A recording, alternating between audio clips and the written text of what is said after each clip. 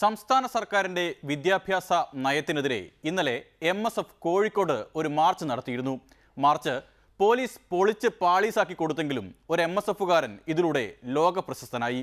ഒരു നേതാവിന്റെ ധൈര്യം എല്ലാ വിധത്തിലും പുറത്തുവന്ന കാഴ്ചയിലേക്ക്.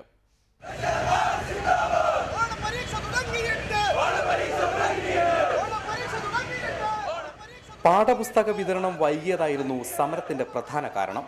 KSU കയറു പൊട്ടിയ പമ്പരമായതോടെ MSFകാർ തന്നെ രംഗത്തിറങ്ങേണ്ടി വന്നു. കോഴിക്കോട്ടെ വിദ്യാഭ്യാസ ഉപഡയറക്ടറുടെ ഓഫീസിലേക്കായിരുന്നു മാർച്ച്. ആദ്യം ഓടി വന്ന് ബാരിക്കേഡ് ചാടിക്കടക്കൽ മത്സരമായിരുന്നു.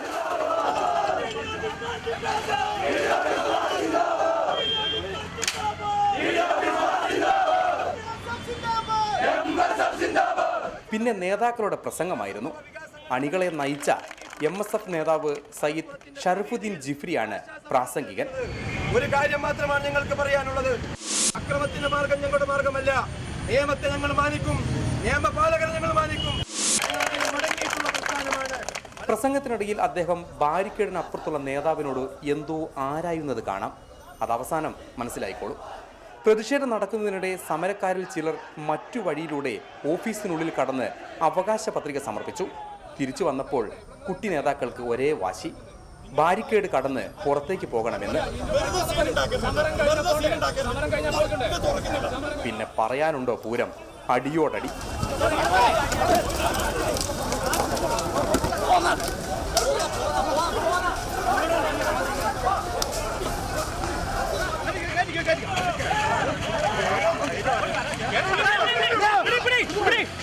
അതിനിടയിൽ നേരത്തെ മുന്നിൽ നിന്ന് നയിച്ച നേതാവ് എന്തു ചെയ്യുകയായിരുന്നെന്ന് കാണണ്ടേ. നിനക്ക്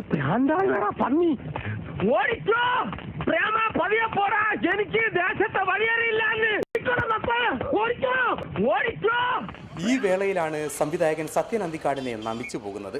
അദ്ദേഹം ഇതൊക്കെ എന്നോ കണ്ടിരുന്നു.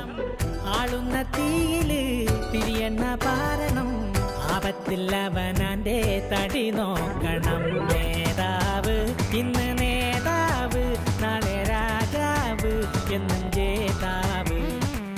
എന്തായാലും ഇവരെയൊക്കെ ഇന്ത്യൻ ഒളിമ്പിക്സ് അസോസിയേഷൻ കാണാതെ പോയല്ലോ എന്നതിലാണ് മറ്റുള്ളവരുടെ സങ്കടം. പിന്നെ നേരത്തെ നമ്മുടെ നേതാവ് ചോദിച്ച് മനസ്സിലാക്കിയ കാര്യം എന്താണെന്ന് പിടികിട്ടിയല്ലോ. അടി വന്നാൽ ഓടാൻ പറ്റിയ വഴി ഏതായിരുന്നു എന്നാണ് അദ്ദേഹം ചോദിച്ചത്. റിപ്പോർട്ടർ, കോഴിക്കോട്.